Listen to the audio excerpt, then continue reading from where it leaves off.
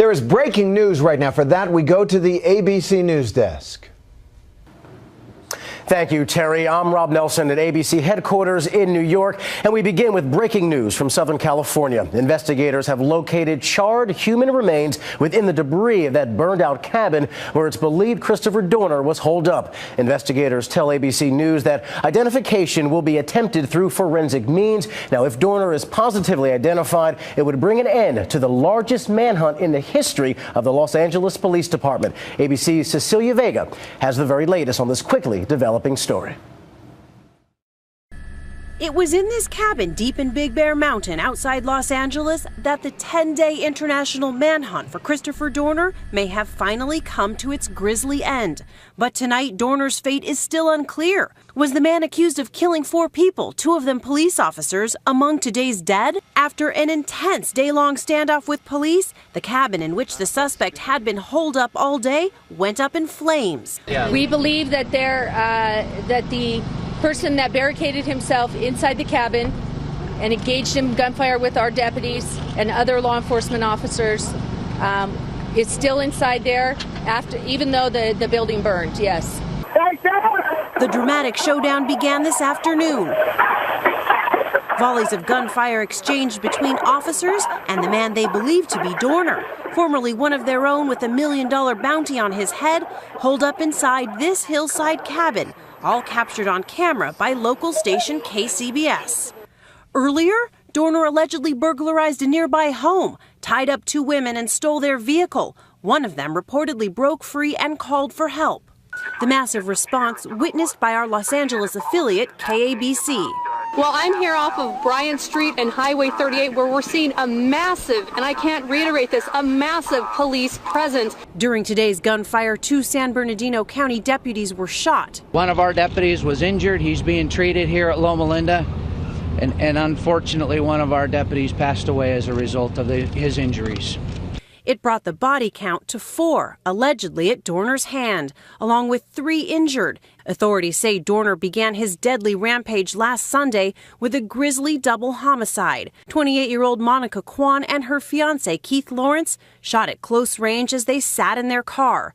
A murder with no apparent motive. The couple had no known enemies. Kwan was a popular college basketball coach.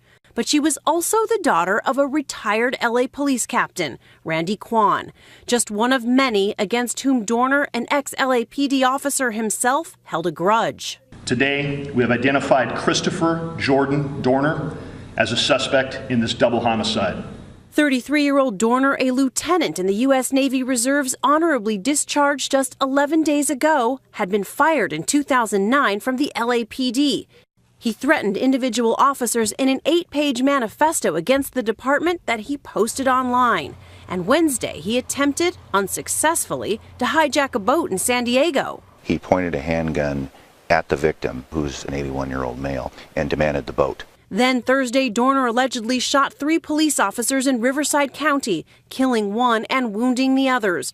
34-year-old Riverside officer Michael Crane, a married father of 2, was killed in the attack. Police launched the largest manhunt in LAPD history, following up on more than 1,000 tips. Hundreds of officers crisscrossing the country for days, including efforts in Tijuana, Mexico, San Diego County, and Big Bear. The possible motive? All spelled out in that online manifesto, where Dorner accused specific officers of covering up police brutality by making him the scapegoat.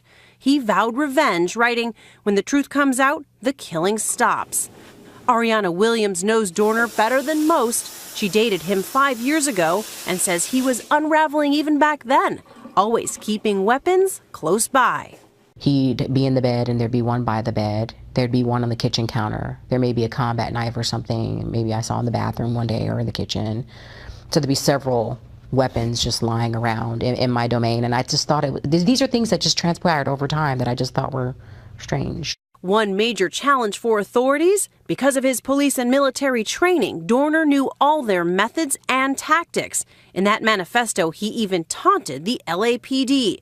"I have the strength and benefits of being unpredictable, unconventional, and unforgiving," he wrote. "I will utilize every bit of small arms training, demolition, ordnance, and survival training I've been given."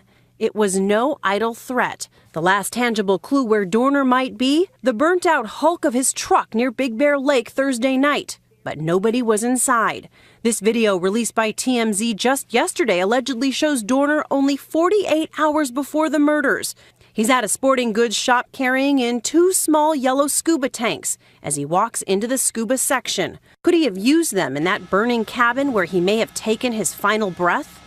The plan tonight is they have a very large crime scene to process, and that's what they will begin doing.